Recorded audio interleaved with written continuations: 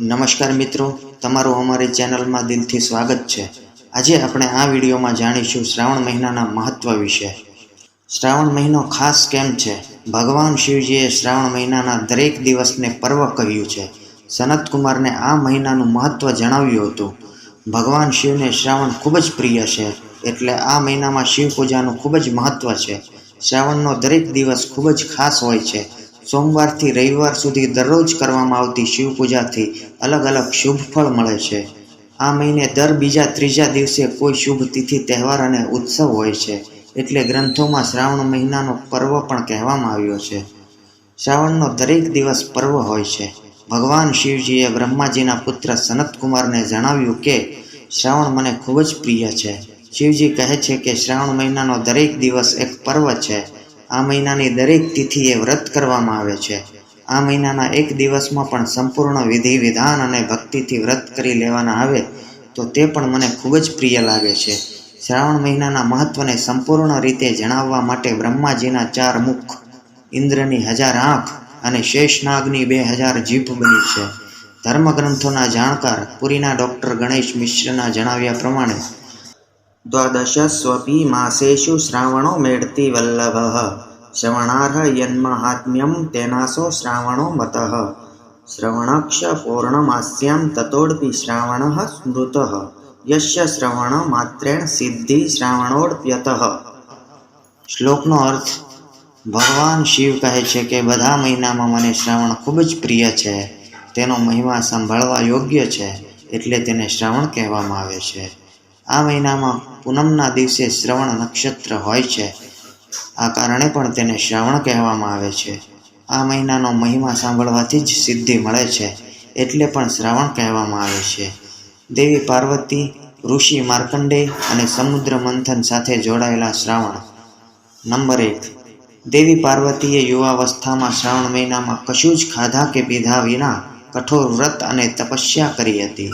ત્યાર પછી શિવજીએ પ્રસન્ન થઈને તેમની સાથે લગ્ન કર્યા। તેનું એક કારણ એ પણ છે કે ભગવાન શિવ શ્રાવણ મહિનામાં પૃથ્વી ઉપર પોતાના સાસરે ગયા હતા, અને ત્યાં તેમનું સ્વાગત અર્ધ્ય અને જળાભિષેક દ્વારા કરવામાં આવ્યું હતું। માન્યતા છે કે દર વર્ષે શ્રાવણમાં ભગવાન શિવ પોતાના સાસરે આવે છે। નંબર 2, માન્યતા છે કે શ્રાવણ મહિનામાં જ સમુદ્ર મંથન કરવામાં આવ્યું હતું। સમુદ્ર મંથન સમયે જે હલાહલ વિષ બહાર આવ્યું હતું, તેને ભગવાન શિવજીએ ગળામાં જ રોકી લીધું અને સૃષ્ટિની રક્ષા કરી હતી। પરંતુ વિષ પીધા પછી ભગવાનનો કંઠ વાદળી પડી ગયો હતો, એટલે તેમનું નામ નીલકંઠ મહાદેવ પડ્યું। ઝેરની અસર ઘટાડવા માટે બધા દેવી દેવતાઓએ તેમને જળ ચડાવવાનું શરૂ કર્યું, એટલે શિવલિંગ ઉપર જળ ચડાવવાનું ખાસ મહત્વ છે। નંબર 3, થોડા વિદ્વાનોએ માર્કંડેય ઋષિની તપસ્યાને પણ શ્રાવણ મહિના સાથે જોડી છે। માન્યતા છે કે માર્કંડેય ઋષિની ઉંમર ઓછી હતી, પરંતુ તેમના પિતા મરકુંડ ઋષિએ તેમને અકાળ મૃત્યુ દૂર કરી લાંબી ઉંમર મેળવવા માટે શિવજીની વિશેષ પૂજા કરવાનું કહ્યું। ત્યારે માર્કંડેય ઋષિએ શ્રાવણ મહિનામાં જ કઠોર તપસ્યા કરી શિવજીને પ્રસન્ન કર્યા, જેથી મૃત્યુ એટલે કાળના દેવતા યમરાજ પણ નતમસ્તક થઈ ગયા હતા, એટલે શિવજીને મહાકાળ પણ કહેવામાં આવે છે। મિત્રો, 72 વર્ષ બાદ શ્રાવણમાં 5 સોમવારનો સંયોગ થવાનો છે। આજથી શ્રાવણ મહિનો શરૂ થશે। આ મહિનો ભગવાન શિવજીની આરાધનાનો છે। આ મહિનાથી ઉત્સવોની પણ શરૂઆત થાય છે। શ્રાવણ મહિનાનું ધર્મગ્રંથોથી લઈને આયુર્વેદ સુધી ખૂબ જ મહત્વ છે। શિવપુરાણ અનુસાર આ મહિનો શ્રવણ કરવાનો એટલે કે સાંભળવાનો છે, એટલે તેનું નામ શ્રાવણ છે। આ મહિનામાં ધાર્મિક કથાઓ અને પ્રવચન સાંભળવાની પરંપરા છે। શ્રાવણ ફેરફારનો મહિનો પણ છે। જેઠ અને અષાઢની ગરમી પછી વરસાદ શરૂ થાય છે। આયુર્વેદમાં શ્રાવણને યોગ ધ્યાનનો મહિનો કહેવામાં આવ્યો છે। આ દિવસોમાં ખાનપાનથી લઈને આપણે કસરત કરવાની રીતમાં પણ ફેરફાર કરવો જોઈએ। આ સમગ્ર મહિના દરમિયાન શિવની પૂજા કરવામાં આવે છે, જેમાં રુદ્રાભિષેક, બિલ્વપત્ર અને ભસ્મ ચડાવવા સહિતની ઘણી પરંપરાઓ સામેલ છે। પરંતુ આ પાછળનું કારણ શું છે? શિવજીને શ્રાવણ મહિનો જ શા માટે પ્રિય છે, અને આ મહિનાનું નામ શ્રાવણ કેવી રીતે પડ્યું? ચાલો આવો આપણે જાણીએ શિવ ઉપાસનાની પરંપરાઓ અને તેની સાથે જોડાયેલી કથાઓ વિશે। નવ શુભ યોગમાં શ્રાવણ શરૂ થશે। શ્રાવણ માસમાં શિવ ભક્તો દ્વારા શિવપુરાણ, શિવલીલામૃત, શિવ કવચ, શિવ ચાલીસા, શિવ પંચાક્ષર સ્ત્રોત, મહામૃત્યુંજય મંત્રનો પાઠ તથા જાપ કરવામાં આવે છે. શ્રાવણ માસની શરૂઆતમાં અમૃત સિદ્ધિ યોગ, પ્રીતિ યોગ, સર્વથ સિદ્ધિ યોગનો સંયોગ રચાશે તથા શ્રાવણ માસ દરમિયાન અન્ય 9 જેટલા યોગ જેવા કે અમૃત સિદ્ધિ યોગ, સ્થિર યોગ, રાજયોગ, સિદ્ધ યોગ વગેરે પણ સંયોગ રચાશે, જે નવયોગ 10 વર્ષ બાદ રચાશે. આ વિશેષ યોગમાં શિવ આરાધના કરવાથી અનેક ગણું પુણ્ય પ્રાપ્ત થાય છે. લગભગ પોણી સદી બાદ એટલે કે વર્ષ 1952 બાદ પહેલી વખત 72 વર્ષ પછી શ્રાવણ માસનો પ્રારંભ શિવજીના પ્રિય એવા સોમવારથી થશે અને સમાપ્તિ પણ સોમવારે જ થશે. શ્રાવણ માસ દરમિયાન 5 સોમવાર આવશે, જે 5 સોમવાર સહિતના દિવસોમાં શિવ ભક્તો દ્વારા ભોળાનાથને રીઝવવા વિશેષ પૂજન અર્ચન અભિષેક કરાશે તથા શિવજીના વિશેષ શૃંગાર દર્શન પણ શિવાલયોમાં જોવા મળશે. આ વખતે શ્રાવણ માસ દરમિયાન 10 વર્ષ બાદ નવયોગ રચાશે, જેમાં સૂર્ય બુધનો બુધાદિત્ય યોગ, ગુરુચંદ્રનો નવપંચમ યોગ, ગુરુચંદ્રનો ગજકેસરી યોગ, ચંદ્ર મંગળનો કુબેર યોગ, શનિનો શશક યોગ રચાશે. આ 5 ગ્રહ યોગો સ્વયં કાર્ય સિદ્ધ કરનારા છે, જે પાવન શ્રાવણ માસને સિદ્ધિદાયી બનાવનારા છે. આ મહિનાનું નામ શ્રાવણ કેમ પડ્યું? સ્કંદ પુરાણમાં ભગવાન શિવે સનતકુમારને શ્રાવણ માસના મહિમા વિશે જણાવ્યું છે કે મને શ્રાવણ ખૂબ જ પ્રિય છે. આ મહિનાની દરેક તિથિ વ્રતની છે અને દરેક દિવસ પર્વ છે. તેથી આ મહિનામાં શિસ્ત અને સંયમથી પૂજા કરવાથી શક્તિ અને પુણ્ય વધે છે. સ્કંદ અને શિવપુરાણને ટાંકીને નિષ્ણાતો આના 2 કારણ આપે છે. પ્રથમ, આ મહિનાની પૂર્ણિમાની તારીખે શ્રવણ નક્ષત્ર આવે છે. આ મહિનાનું નામ આ નક્ષત્રને કારણે પડ્યું છે. નંબર 2, ભગવાન શિવે સનતકુમારને કહ્યું કે તેનું મહત્વ સાંભળવા જેવું છે. જેને સફળતા મળે છે તેથી જ તેને શ્રાવણ કહેવાય છે. તેમાં શુદ્ધતાના ગુણને લીધે તે આકાશ સમાન છે, તેથી તેને નભ પણ કહેવામાં આવે છે. મહાભારતના અનુશાસન પર્વમાં અંગિરા ઋષિએ શ્રાવણનું મહત્વ સમજાવતા કહ્યું છે કે જે વ્યક્તિ મન અને ઇન્દ્રિયોને કાબૂમાં રાખે છે અને શ્રાવણ માસ એક સમયે ભોજન કરીને વિતાવે છે, એને અનેક તીર્થોમાં સ્નાન કરવા જેટલું પુણ્ય મળે છે. શિવજીને શ્રાવણ મહિનો પ્રિય કેમ છે? શ્રાવણમાં અન્ય દેવી દેવતાઓની સરખામણીમાં શિવજીની પૂજા સૌથી વધારે કરવામાં આવે છે. આ આખો મહિનો જ શિવજીને સમર્પિત છે. એવું કહેવામાં આવે છે કે શ્રાવણ મહિનામાં જ દેવી પાર્વતીએ શિવજીને પતિ સ્વરૂપમાં મેળવવા માટે તપસ્યા શરૂ કરી હતી. તપથી પ્રસન્ન થઈને શિવજી પ્રગટ થયા અને દેવીની ઈચ્છા પૂર્ણ કરવાનું વરદાન આપ્યું. શ્રાવણ મહિનો શિવજીને પ્રિય હોવાના 2 ખાસ કારણો પણ છે. પહેલું, આ મહિનાથી દેવી પાર્વતીએ શિવજીને પતિ સ્વરૂપે મેળવવા માટે તપ કર્યું હતું. અને બીજું, દેવી સતીના મૃત્યુ પછી શિવજીને ફરીથી પોતાની શક્તિ એટલે દેવી પાર્વતી પત્ની સ્વરૂપે મળ્યા હતા. શિવપુરાણની વિદ્યેશ્વર સંહિતાના અધ્યાય 16માં શિવજી કહે છે કે મહિનામાં શ્રાવણ મને ખૂબ જ પ્રિય છે. આમ આ શ્રાવણ મહિનામાં શ્રવણ નક્ષત્રમાં પૂનમ રહે છે. આ કારણે આ મહિનાને શ્રાવણ કહેવામાં આવે છે. શ્રાવણ મહિનામાં સૂર્ય મોટા ભાગે કર્ક રાશિમાં રહે છે. જ્યારે સૂર્ય કર્ક રાશિમાં હોય છે તે સમયે કરવામાં આવતી શિવ પૂજા જલ્દી સફળ થાય છે. શ્રાવણ મહિનાથી ઉત્સવો શરૂ થશે. શ્રાવણથી કારતક મહિનાના 103 દિવસોમાં 73 દિવસ એવા હશે જ્યારે મોટા વ્રત અને પર્વ ઉજવાશે. શ્રાવણમાં રક્ષાબંધન અને જન્માષ્ટમી, ભાદરવામાં કેવડા ત્રીજ, 10 દિવસ ગણેશ ઉત્સવ, પૂનમ અને 15 દિવસ શ્રાદ્ધ રહેશે.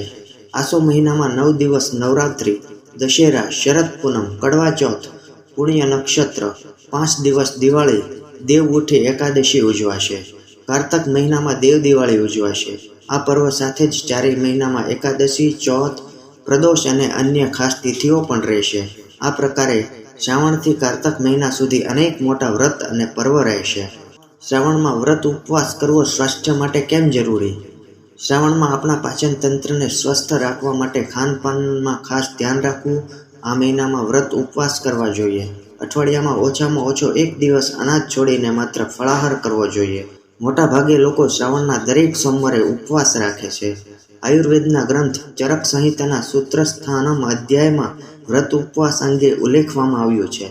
આયુર્વેદમાં રોગોના ઉપચાર 6 રીતે થાય છે: લંઘન, ગૃહણ, રૂક્ષણ, સ્નેહન, સ્વેદન અને સ્તંભન. આ 6 વિધિઓમાં લંઘન ખૂબ જ ખાસ છે. લંઘનના પણ 10 પ્રકાર છે, જેમાં 10 પ્રકારના ઉપવાસ અંગે ઉલ્લેખ કરવામાં આવ્યો છે. ઉપવાસથી પેટને લગતી અનેક બીમારીઓ દૂર થાય છે. શ્રાવણમાં યોગ પ્રાણાયામથી સ્વાસ્થ્ય સારું રહે છે. શ્રાવણમાં વાતાવરણ એવું રહે છે કે આપણું મન તે વસ્તુઓ તરફ વધારે લલચાય છે જે આપણા સ્વાસ્થ્ય માટે યોગ્ય નથી. તળેલું, મસાલેદાર ભોજન વરસાદના વાતાવરણમાં ખૂબ જ સારું લાગે છે, પરંતુ આ સમયગાળા દરમિયાન આવું ભોજન સરળતાથી પચતું નથી અને આપણે તેના કારણે બીમાર થઈ શકીએ છીએ. એટલે ભોજનમાં સરળતાથી પચાવી શકાય તેવા જ ખાદ્ય પદાર્થને સામેલ કરવા. બહારનું ભોજન ખાવું નહીં. સાફ સફાઈનું ખાસ ધ્યાન રાખવું. આ રીતે તમે તમારી રાશિ પ્રમાણે શિવની પૂજા કરી શકો છો. મેષ અને વૃશ્ચિક. આ રાશિઓનો સ્વામી મંગળ છે. આ ગ્રહ શિવલિંગના રૂપમાં પૂજાય છે.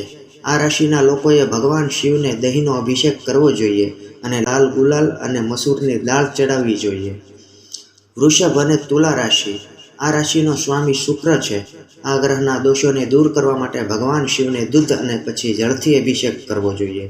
ભગવાન શિવના વાહન નંદીની પણ પૂજા કરવી જોઈએ. બળદને લીલું ઘાસ અને રોટલી ખવડાવવી. મિથુન અને કન્યા રાશિ. આ રાશિઓનો સ્વામી બુદ્ધ છે. આ લોકોએ શિવ અને પાર્વતીની સાથે ભગવાન ગણેશની વિશેષ પૂજા કરવી જોઈએ. ભગવાનને કાનેરના ફૂલ અને મધ અર્પણ કરવા જોઈએ. બિલ્વના પાન અને ચંદનથી મેકઅપ કરો. લીલા મગનું દાન કરો. કર્ક રાશિ. આ રાશિનો સ્વામી ચંદ્ર છે અને ચંદ્ર ભગવાન શિવના મસ્તક પર શોભે છે. આ ગ્રહ માટે શિવલિંગ પર દૂધ અને દહીં ચડાવો. દૂધમાંથી બનેલી મીઠાઈઓ અર્પણ કરો. સિંહ રાશિ. આ રાશિનો સ્વામી સૂર્ય છે. સૂર્ય પંચદેવમાંનો એક છે. પંચદેવમાં ગણેશજી, શિવજી, વિષ્ણુજી, સૂર્ય અને દેવી દુર્ગાનો સમાવેશ થાય છે. સૂર્ય ગ્રહના દોષોને દૂર કરવા માટે દરરોજ સવારે સૂર્યને અર્ઘ્ય અર્પિત કરો અને શિવલિંગને જળ અર્પિત કરો. ધન રાશિ અને મીન રાશિ. આ બંને ગુરુની માલિકીની રાશિ છે. આ રાશિના લોકોએ ભગવાન શિવને ચણાના લોટથી બનેલી મીઠાઈઓ અર્પણ કરવી જોઈએ. શિવલિંગ પર પીળા ફૂલ, પીળા ફળ, પીળા વસ્ત્રો અર્પણ કરવા જોઈએ. મકર અને કુંભ રાશિ. આ શનિની માલિકીની રાશિ છે. આ રાશિના લોકોએ વાદળી ફૂલોથી શિવની પૂજા કરવી જોઈએ. શિવલિંગ પર કાળા તલ અર્પણ કરવા જોઈએ. શનિવારે શનિદેવ માટે તેલનું દાન કરો. સ્કંદ પુરાણ પ્રમાણે શું કરવું? સ્કંદ પુરાણ પ્રમાણે શ્રાવણ મહિનામાં એક ટાણું કરવું જોઈએ, એટલે એક જ સમયે ભોજન કરવું જોઈએ. સાથે જ પાણીમાં બીલીપાન કે આમળા મિક્સ કરીને સ્નાન કરવું જોઈએ. આવું કરવાથી જાણે અજાણે થયેલા પાપ દૂર થઈ જાય છે. આ મહિના દરમિયાન ભગવાન વિષ્ણુનો વાસ જળમાં હોય છે, એટલે આ મહિનામાં તીર્થના જળથી સ્નાન કરવું મહત્વ ખૂબ જ વધારે છે. મંદિરોમાં કે સંતોને કપડાનું દાન આપવું જોઈએ. સાથે જ ચાંદીના વાસણમાં દૂધ, દહીં કે પંચામૃતનું દાન કરો. તાંબાના વાસણમાં અનાજ, ફળ કે અન્ય ભોજન સામગ્રી રાખીને દાન કરવું જોઈએ. શ્રાવણ મહિનામાં શું ન કરવું જોઈએ? આ આખા મહિનામાં પાનવાળા શાકભાજી ખાવા જોઈએ નહીં. તામસિક ભોજન કરવું નહીં. દૂધ અને દૂધથી બનેલી વાનગીઓનું સેવન કરવું નહીં. માંસાહાર અને કોઈ પણ પ્રકારનો નશો કરવો નહીં. આ મહિનામાં વધારે મસાલેદાર ભોજન પણ કરવું જોઈએ નહીં. સાથે જ બ્રહ્મચર્યના નિયમોનું પાલન કરવું જોઈએ. બપોરે સૂવું નહીં. આ મહિનામાં બંને સમયે સવાર સાંજ ભોજન કરવું નહીં. એક સમય ફળાહાર કરવો જોઈએ. શિવજી સાથે જોડાયેલી 3 કથા. નંબર 1. પાર્વતીની પરીક્ષા. દેવી સતીએ પાર્વતી તરીકે બીજો જન્મ લીધો હતો. આ જન્મમાં પણ તે શિવજીને પતિ તરીકે મેળવવા માટે કઠોર તપસ્યા કરી. શિવજીએ પહેલા 7 ઋષિઓને પરીક્ષા માટે મોકલ્યા. 7 ઋષિઓએ પાર્વતી પાસે જઈને શિવજીની નિંદા કરી, તેમના દોષો કહ્યા, પરંતુ માતા પાર્વતી પોતાના સંકલ્પ પર અડગ રહ્યા. ત્યારબાદ મહાદેવ સ્વયં પ્રગટ થયા. તેમને પાર્વતીજીને વરદાન આપ્યું અને અદૃશ્ય થઈ ગયા. ત્યારે એક બાળકનો અવાજ સંભળાયો. જ્યાં માતા પાર્વતી તપસ્યા કરી રહ્યા હતા તે તળાવમાં એક મગરે બાળકને પકડી લીધો. માતા પાર્વતી ત્યાં પહોંચ્યા અને મગરને બાળકને છોડવા કહ્યું. મગરે તેનો નિયમ કહીને ના પાડી દીધી કે તેને દિવસના 6 કલાકમાં જે પણ મળે તેને તે ખોરાક બનાવે છે. જેના ઉત્તરમાં માતા પાર્વતીએ પૂછ્યું, તમે તેને છોડાવવાના વળતરમાં શું ઈચ્છો છો? મગરે કહ્યું, જો તમે મને તમારી તપસ્યાનું ફળ આપો તો હું બાળકને છોડી દઈશ. માતા પાર્વતી તરત જ તૈયાર થઈ ગયા, પરંતુ મગરે તેને સમજાવ્યું કે તે તેની કઠોર તપસ્યાનું ફળ બાળક માટે કેમ આપી રહ્યા છે, પરંતુ પાર્વતીએ દાન કરવાનો સંકલ્પ કર્યો. તેમણે આ કરતાની સાથે જ મગરનું શરીર ચમકવા લાગ્યું. અચાનક બાળક અને મગર બંને ગાયબ થઈ ગયા અને તેમની જગ્યાએ શિવજી દેખાયા. તેમણે કહ્યું કે તે પરીક્ષા લઈ રહ્યા હતા. પાર્વતીજીએ તેમની તપસ્યાનું ફળ માત્ર ભગવાન શિવને જ આપ્યું હોવાથી તેમને ફરીથી તપ કરવાની જરૂર નહોતી. નંબર 2. કામદેવને ભસ્મ કરવામાં આવ્યા હતા. શિવજીને કામાંતક પણ કહેવામાં આવે છે. તેની પાછળ એક કથા જોડાયેલી છે. તારકાસુરને બ્રહ્માજી તરફથી 2 વરદાન મળ્યા હતા. પ્રથમ, ત્રણેય લોકમાં તેમના જેવો શક્તિશાળી કોઈ ન હોવો જોઈએ, અને બીજું, ફક્ત શિવજીનો પુત્ર જ તેને મારી શકે છે.